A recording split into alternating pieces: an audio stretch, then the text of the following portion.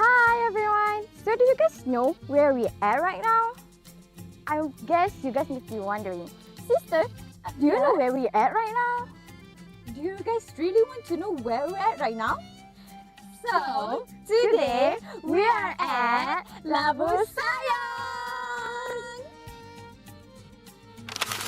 Labu Sayong was once famous and well known to the old generation. But now, in this new era, we see that Labu Sayong has been forgotten. Let's dive into the brief of Labu Sayong.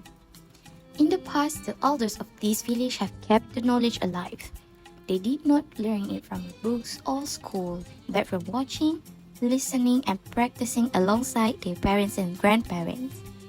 The elders will often tell stories as they work about Labu Sayong was once the prized water vessel of the village, keeping water cool without an ice. In those moments, something greater was passed on, not just skill, but spirit. But what happened when fewer hands are left to watch the fire, and fewer ears to hear what it says? Nama cik orang panggil Cik Ridwan sini. Orang panggil sini Cik Win ya. Okey, Cik owner sini. Okey, Cik buat Labu Sayong ni dah 45 tahun buat Labu Sayong ya. Daripada zaman muda lah. Muda. Umur betul-betul buat dalam umur dalam 19 lah. Tapi Cik dah tiga Cik dah kecil-kecil dah main benda ni lah. Betul Cik belajar juga ke pusat kerentangan Anggo kat sini. Lepas tu pusat industri kampung Kepala Bedang.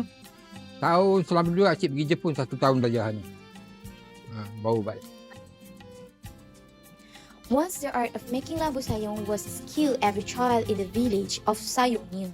It was not just a craft, it was a way of life, a family tradition passed down through stories, practice, and love. But today, things has changed. In our modern world, there are not many left who know how to shape the earth into the elegant form of Labu Sayong. The number of skilled potters is slowly dwindling. Most of them are now elderly, and very few young people choose to learn this traditional craft. Why has this happened? Maybe this can be based on the existence of Giah, where it's totally changed how people in the new generation live now. It could also be because they think the salary they earn from making Labu Sayong is not comparable to the effort they put into making it. When cheap, mass-produced product easily available in the store, the demand for the handmade item has faded. Many worry that spending years to master a skill that few people value today might not secure their future. This makes them look for higher paying and stable jobs that suit them and the urban environment. But even in the midst of this decline, there is hope. At the heart of Wingcraft, the son of the seasoned Labu Sayong artisan is continuing what his father began. With steady hand and vision for the future, he's not just shaping clay, he's shaping a legacy. In his effort, we see a spark, a reminder that heritage is never truly lost as long as someone is willing to carry it forward. Perhaps through his hand and heart, the story of Labu Sayong will continue to be told, one pot at a time. So, nama saya Muhammad Rizal bin Rizal. So, saya berumur 23 tahun. Sekarang ni saya merupakan macam pengurus lah kat Wingcraft ni. Dan saya tinggal pun dekat sini juga lah. Sekitar kampung Sayong Tengah. Labu Sayong ni dulunya dia macam kowe, tapi traditional kowe. So macam kalau nak minum air sejuk, masukkan dalam ni, so nanti air sejuk. Ia akan sejuk. Ya, betul. Faham. So dia sejuk pun orang cakap bukan sejuk macam air kowe yang sejuk beku. Dia sejuk air sungai. Faham. Dia sedap. Faham. Bila minum tak sakit tekak macam tu. Faham. Berbeza Labu Sayong dengan air penapis lah. Mungkin disebabkan kurangnya pendedahan ataupun promosi. Betul. Saya yang, setuju juga. Ya. Dan promosi luar Perak. Ya, betul-betul. Kan? Kadang orang duduk Perak pun sendiri tak tahu apa itu Labu Betul. Sayong. Tak ingat aku orang Perak. No. Dia kurang promosi lah. So that's why kita rasa macam saya sendiri, saya bukan sekadar untuk promote kat social media tu untuk jual saja. Kita beritahu apa itu kebaikan dia, macam mana proses dia macam tu. Budak-budak akan orang-orang akan tahu macam mana proses dia.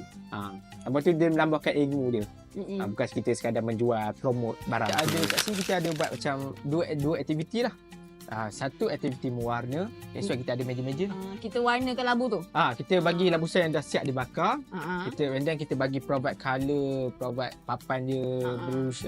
So dia colour, bila dah siap, boleh buat balik. Untuk itu aktiviti yang kedua, kita buat pembuatan tradisional lah. So bila budak datang sekolah rendah sekolah rendah kita akan bentang tikar sini.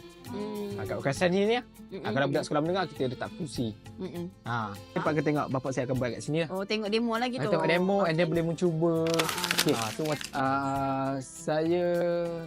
kalau saya sendiri, saya harapkan customer ni mana mereka akan faham apa tu bila simpan air dalam sayur ni, apa kebaikan dia. Simpan air tu dalam labu sayur. So air yang kita ambil tu kita hantar kat sirim. Kita test kualiti air tu. So kita test, kita dapat pH 8. So akali lah. So akali ni dalam tubuh badan ni, kalau badan demam, sakit-sakit badan, sakit-sakit urat, elok untuk minum. That's why lah. Kalau kadang-kadang customer beli hanya untuk macam demam ataupun sehari sekali. Untuk minum from Sebab apa perlu kisah ni, sebab labu sayong ni tabur orang Melayu kita lah. Dia satu kebanggaan untuk kita, orang Melayu kita. Sebab orang lain tak ada buat bentuk macam ni. Guna tanah. Orang dulu memang akan gunakan labu sayong ni untuk menyimpan air ataupun untuk mempersembahkan dekat orang ramai. Macam ada labu sayong. Ada labu sayong macam tu. So itulah kena sesa macam support macam kami beli. Kurang-kurangnya orang cakap kat rumah tu kena ada satu labu sayong.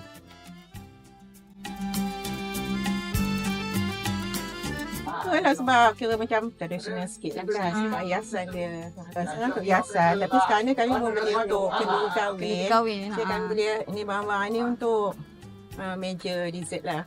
Bila cantik lah, labu-labu dia kan dah macam dah ketinggalan sikit kan. Betul. Okay, so makcik nak hidupkan balik lah. Ya. On 5th May 2025, our group went on a very special trip to a traditional Labu Sayong pottery shop in the famous village of Sayong, Perak, which is being craft Labu Sayong. We spent a day in a workshop researching and learning how to make it. And for the first time, we understood the weight of the clay, not just in our hands, but in our heart. Because we had the opportunity to produce pottery with our own hands, and from there we discovered that making Labu Sayong is not an easy task because it requires a high levels of art and knowledge to obtain the perfect clay to produce beautiful and sellable shapes. But beyond its beauty and function, there's an Islamic value that can be learned from this simple craft. Labu Sayong reminds us of the value of sustainability and appreciating Allah's creation. It is made from earth, a natural material provided by Allah SWT.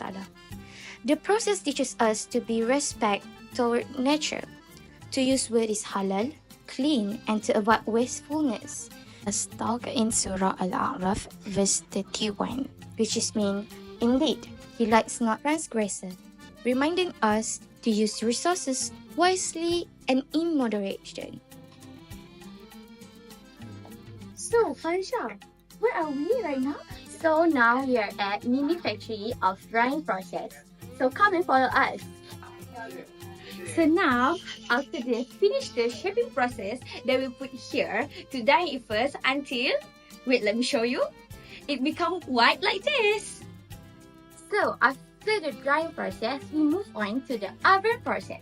So here are the oven for the Labu Sayong. So as you can see, here's are the Labu Sayong that have already been baked. But do you know how they are baked? So basically, we will put the Labu Sayong inside the oven at 975 Celsius and also for 8 hours. And after that, we are done. The Labu Sayong is baked. As we reach the end of this journey, one thing is clear. Labu Sayong is not just a craft and not just a piece of pottery. It is a reflection of who we are. And so, the question remains, will we let this tradition fade quietly into history? Or will we become the hands that carry it forward? The choice is in our hands because heritage is not something we inherit to admire. It is something we inherit to protect.